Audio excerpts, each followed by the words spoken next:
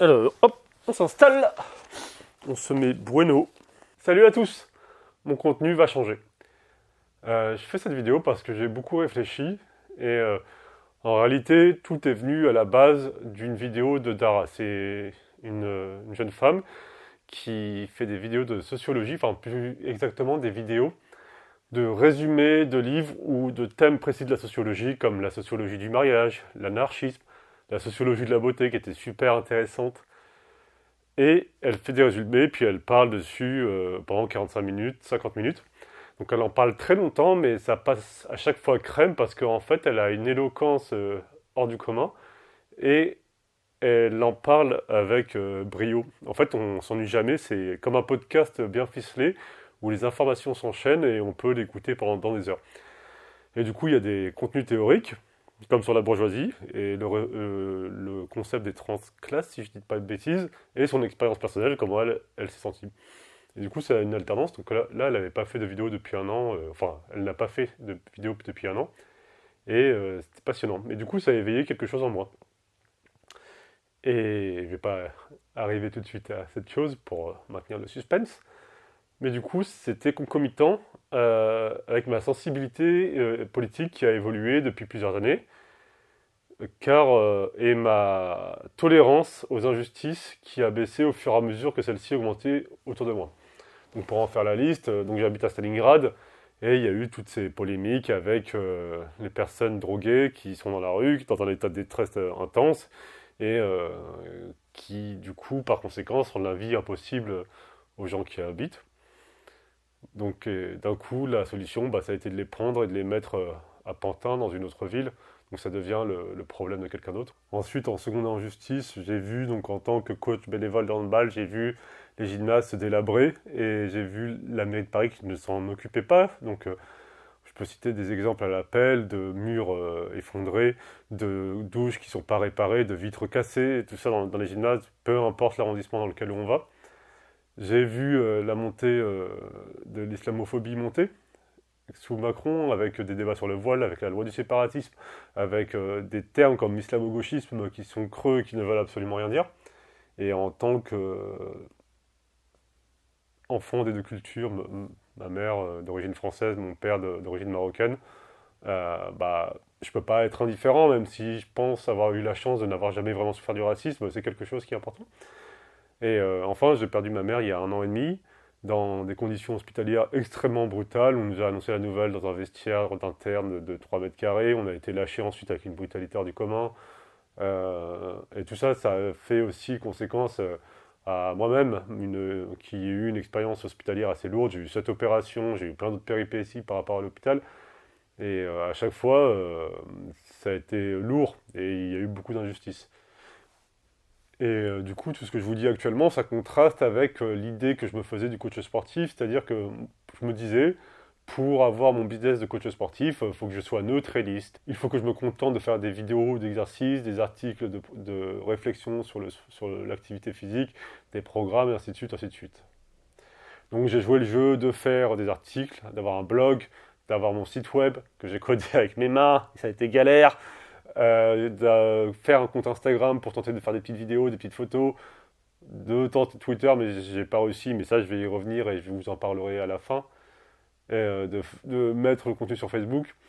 Et c'était chiant, et j'ai jamais vraiment réussi, ça a jamais été mon délire, j'ai jamais percé, et je pense que du coup, en fait, cette neutralité, elle m'a pas vraiment apporté. Mon business n'a jamais explosé, ça m'a jamais vraiment dérangé parce que je pense honnêtement que je suis pas quelqu'un qui court après l'argent, mais j'aimerais que quand même, donc ça va sembler paradoxal ce que je dis, mais j'aimerais quand même que mon activité explose, que mon savoir soit reconnu, que ma pédagogie soit reconnue, j'aimerais avoir plus de gens à mes cours collectifs, j'aimerais être plus lu, j'aimerais que mes vidéos soient plus regardées, même si je pense que mes vidéos, il y a encore beaucoup de travail à faire. Parce que, en fait, c'est cool de produire, mais c'est encore plus cool d'être vu et lu et d'avoir des feedbacks dessus. Et je suis sûr que c'est ce qui permet de vivre. À chaque fois, je suis abasourdi par les gens qui ont une chaîne YouTube ou un blog et qui ont très très peu de vues, qui continuent sur les années et les années. Enfin, j'admire leur solidité. Et en fait, justement, je pense qu'en voulant neutre et en voulant jouer le jeu qu'il y a habituellement avec les coachs sportifs sur les réseaux sociaux et sur Internet, je me fourvoyais. Euh, je suis pas un énorme travailleur, je j'ai pas un gabarit hors du commun qui permet de vendre avec ma plastique. Euh, j'ai pas envie, en fait, je ne peux pas créer un énième programme, des énièmes vidéos d'exercice. En fait, il faut que j'aille dans le spécifique, il faut que j'aille dans ce que je peux apporter. Et donc, par exemple, je pense que l'une des choses sur la technique pure du coaching que je veux continuer, ça va être l'entraînement avec les élastiques. Je pense que je suis l'un des rares coachs sportifs qui a poussé la pédagogie avec les élastiques, qui a poussé l'entraînement avec les élastiques. Et ça, je pense que du coup, j'ai une réelle plus-value à apporter à la société par rapport à ça. La seconde chose sur laquelle je peux apporter, c'est ma pluridisciplinarité. Donc, ça fait plusieurs années, au fur et à mesure que ma sensibilité politique a augmenté, euh, j'ai écouté beaucoup de podcasts sur la sociologie et la politique quand je m'entraînais. J'ai lu pas mal de livres sur la politique et la vie en général. Donc ça va être sur les sondages, sur la violence, sur le travail. Et tout ça, ça m'a forgé une opinion politique. Et opinion politique que j'ai complétée avec une lecture quotidienne d'articles et d'actualités.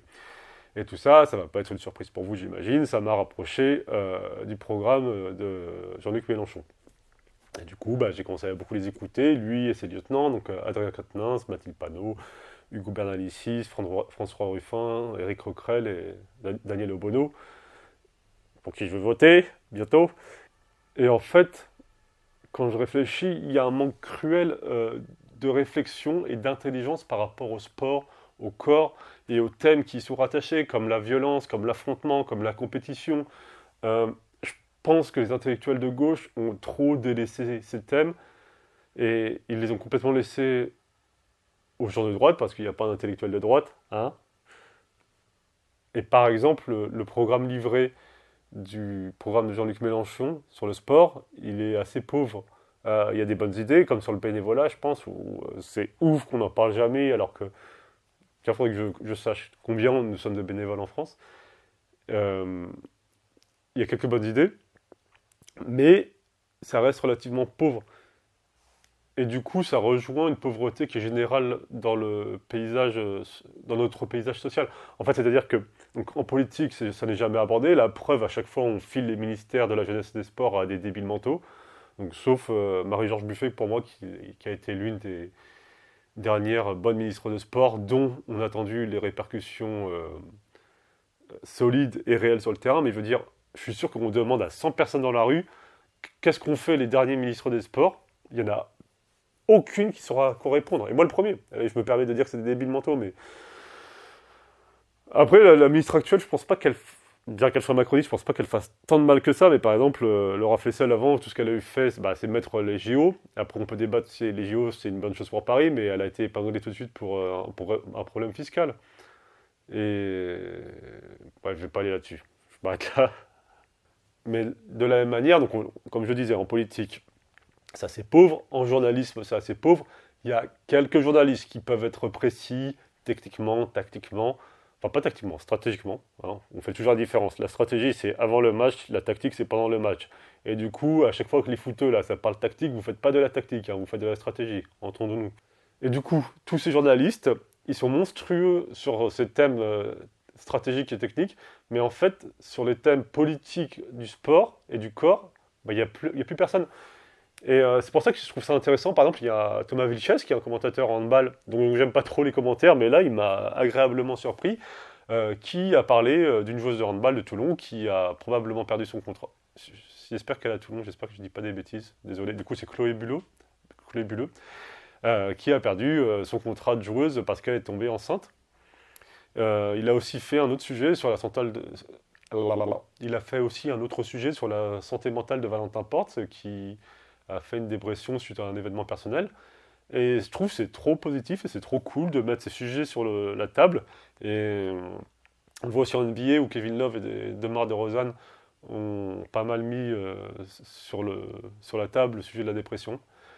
Et c'est important parce qu'en fait, le corps et le sport font partie intégrante de l'être humain. Et on a trop souvent tendance à privilégier l'intellect. Et, euh, et je pense qu'on ne pourra pas passer des steps tant qu'on ne prendra pas ça en compte. Et tout ça pour dire, les amis. En fait, je pense que je me fourvoyais parce que je voulais rentrer dans le moule classique du coach sportif. Or, je ne suis pas classique. Euh, je suis peut-être par manque de compétences justement dans ces compétences classiques et peut-être par force dans des compétences moins classiques. Et du coup, je pense que ma pierre, ça va être de réussir à rassembler ces compétences classiques à des connaissances en politique, en sociologie du corps et du sport, et à m'interroger dessus.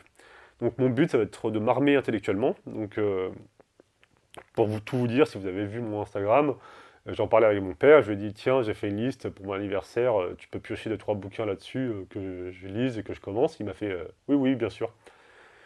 Et il m'a acheté les 25 livres de la liste. Donc là, j'ai de quoi lire pendant un bon bout de temps. Et quoi qu'il en soit, c'est cool.